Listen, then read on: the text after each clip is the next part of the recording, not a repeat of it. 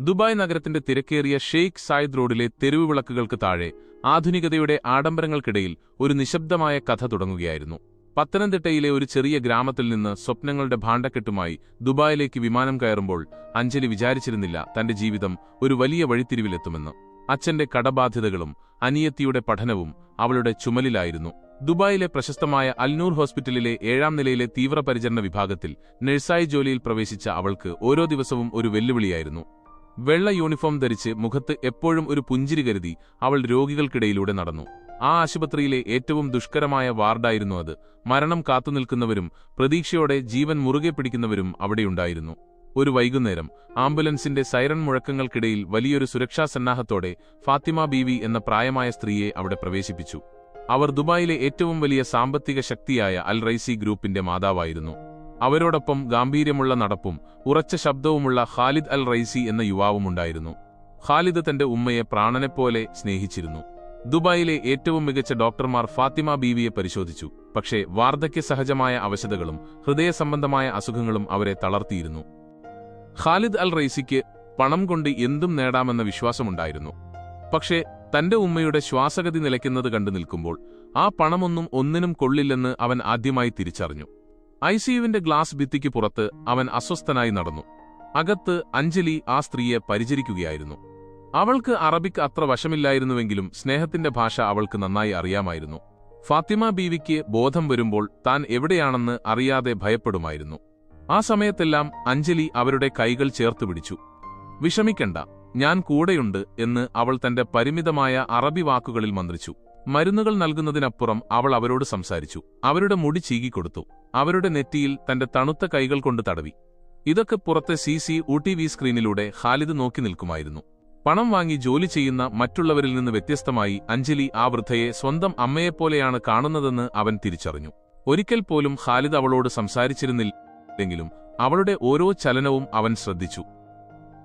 ഒരു ദിവസം അർദ്ധരാത്രിയിൽ ഫാത്തിമ ബീവിക്ക് ശ്വാസതടസ്സം അനുഭവപ്പെട്ടു. മെഷീനുകൾ വേഗത്തിൽ ശബ്ദിക്കാൻ തുടങ്ങി. ഡോക്ടർമാർ എത്തുന്നതിനു മുൻപേ അഞ്ജലി കൃത്യമായ ഇടപെടലുകൾ നടത്തി അവരുടെ ജീവൻ നിലനിർത്തി.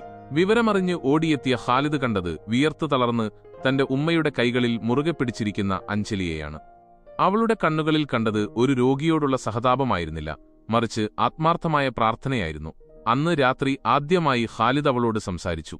"നിനക്ക് ഈ ജോലിക്ക് ഞാൻ തരുന്നതിനേക്കാൾ വലിയ പ്രതിഫലം ആരെങ്കിലും തരുന്നുണ്ടോ?" അവൻ ചോദിച്ചു. അഞ്ജലി അവനെ നോക്കി പുഞ്ചിരിച്ചു.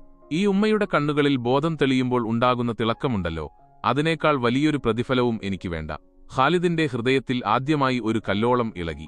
സമ്പത്തും അധികാരവും കൊണ്ട് മാത്രം ജീവിക്കുന്ന തന്റെ ലോകത്ത് ഇത്തരം പച്ചയായ മനുഷ്യരുമുണ്ടെന്നത് അവനെ അത്ഭുതപ്പെടുത്തി. പിന്നീടുള്ള ദിവസങ്ങളിൽ ഖാലിദ് ബിസിനസ് കാര്യങ്ങൾ ഹോസ്പിറ്റലിലെ വെയിറ്റിംഗ് ലോഞ്ചിലിരുന്ന് ചെയ്യാൻ തുടങ്ങി. അഞ്ജലിയുടെ ഓരോ ഡ്യൂട്ടി മാറ്റങ്ങളും അവൻ അറിയാതെ തന്നെ ശ്രദ്ധിച്ചു. അവൾ തളർന്നു വരുമ്പോൾ അവൾക്ക് വേണ്ടി തന്റെ ജോലിക്കാരെക്കൊണ്ട് ചായയും ഭക്ഷണവും എത്തിച്ചു. അഞ്ജലിക്ക് ഖാലിദ് ആരാണെന്ന് അറിയാമായിരുന്നു. പക്ഷേ അയാളുടെ സമ്പത്തിനേക്കാൾ അയാളുടെ ഉള്ളിലെ ആ മകനെയാണ് അവൾ കണ്ടത്. അവർക്കിടയിൽ വലിയൊരു മൗനം നിലനിന്നിരുന്നുവെങ്കിലും ആ മൗനത്തിന് സ്നേഹത്തിന്റെ ഗന്ധമുണ്ടായിരുന്നു. ഫാത്തിമ ബീവി സാവധാനം സുഖം പ്രാപിച്ചു തുടങ്ങി. അവർ അഞ്ജലിയെ ബിന്ദി, മകൾ എന്ന് വിളിക്കാൻ തുടങ്ങി. അഞ്ജലി തന്റെ നാട്ടിലെ കഥകളും മലയാളി ഭക്ഷണങ്ങളെക്കുറിച്ചും അവർക്ക് പറഞ്ഞുകൊടുത്തു. ഭാഷയറിയാത്ത ഖാലിദ് തന്റെ ഉമ്മയുടെ മുഖത്തെ മാറ്റങ്ങൾ കണ്ട് അമ്പരന്നു. ഒരിക്കൽ ഖാലിദ് അഞ്ജലിയെ തന്റെ തറവാട്ടിലെ ഈന്തപ്പഴത്തോട്ടങ്ങളിലേക്ക് ക്ഷണിച്ചു. അവിടെ വെച്ച് അവൻ തന്റെ മനസ്സ് തുറന്നു. "എന്റെ ജീവിതത്തിൽ എല്ലാം ഉണ്ടായിരുന്നു അഞ്ജലി, പക്ഷേ സമാധാനമുണ്ടായിരുന്നില്ല. ഈ ഹോസ്പിറ്റലിലെ മടുപ്പിക്കുന്ന ദിവസങ്ങളിലാണ് ഞാൻ ജീവിക്കാൻ തുടങ്ങിയത്. നിന്റെ കരുതൽ എന്റെ ഉമ്മയെ മാത്രമല്ല, എന്നെയും മാറ്റിമറിച്ചു." എന്നാൽ ഈ ബന്ധം അത്ര എളുപ്പമായിരുന്നില്ല. ഖാലിദിന്റെ ബിസിനസ് പങ്കാളികളും കുടുംബാംഗങ്ങളും ഒരു ഇന്ത്യൻ പെൺകുട്ടിയുമായുള്ള അവന്റെ അടുപ്പത്തെ എതിർത്തു. സമൂഹത്തിലെ ഉന്നതരായ അറബി കുടുംബങ്ങളിലെ പെൺകുട്ടികളുടെ ആലോചനകൾ വന്നെങ്കിലും ഖാലിദ് അതെല്ലാം നിരസിച്ചു. അഞ്ജലിക്ക് നേരെ സമ്മർദ്ദങ്ങളുണ്ടായി. അവളെ ജോലിയിൽ നിന്ന് പിരിച്ചുവിടാൻ പോലും ചിലർ ശ്രമിച്ചു. ഇതറിഞ്ഞ ഖാലിദ് അവൾക്ക് സംരക്ഷണമൊരുക്കി. അവൻ കേരളത്തിലെ പത്തനംതിട്ടയിലുള്ള അവളുടെ ചെറിയ വീട്ടിലെത്തി.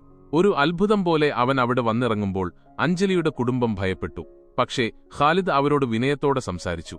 തന്റെ വിവാഹാലോചന അവൻ നേരിട്ട് അവതരിപ്പിച്ചു. പണമല്ല, അവളുടെ മനസ്സാണ് താൻ ആഗ്രഹിക്കുന്നതെന്ന് അവൻ അവരെ ബോധ്യപ്പെടുത്തി. ഖാലിദിന്റെ ഉറച്ച തീരുമാനം കണ്ടപ്പോൾ എല്ലാവരും വഴങ്ങി. ദുബായിലെ ഏറ്റവും വലിയ കൊട്ടാരങ്ങളിൽ ഒന്നിലേക്ക് അഞ്ജലി വധുവായി എത്തുമ്പോൾ അവൾ തന്റെ നഴ്സ് യൂണിഫോം മാറ്റിയിരുന്നില്ല.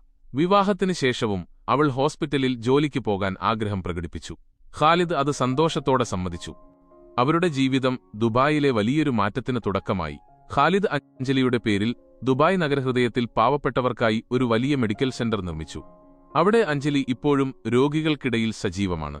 പണത്തിന്റെ ഗർവില്ലാത്ത, ആഡംബരങ്ങളുടെ തിളക്കത്തിൽ കണ്ണഞ്ചിപ്പോകാത്ത ആ മലയാളി പെൺകുട്ടി ഖാലിദിന്റെ ജീവിതത്തിലെ ഏറ്റവും വലിയ ഭാഗ്യമായി മാറി. അവർക്ക് ജനിച്ച മക്കൾക്ക് അവർ കരുണയുടെയും സ്നേഹത്തിന്റെയും കഥകൾ പറഞ്ഞുകൊടുത്തു. ദുബായിലെ മണൽക്കാറ്റുകളിൽ പലപ്പോഴും അഞ്ജലിയുടെയും ഖാലിദിന്റെയും കഥകൾ കേൾക്കാം. അത് വെറുമൊരു പ്രണയകഥയല്ല, മറിച്ച് മനുഷ്യത്വത്തിനു മുൻപിൽ ലോകത്തിലെ സകല സമ്പത്തും തോറ്റുപോയതിന്റെ കഥയാണ്.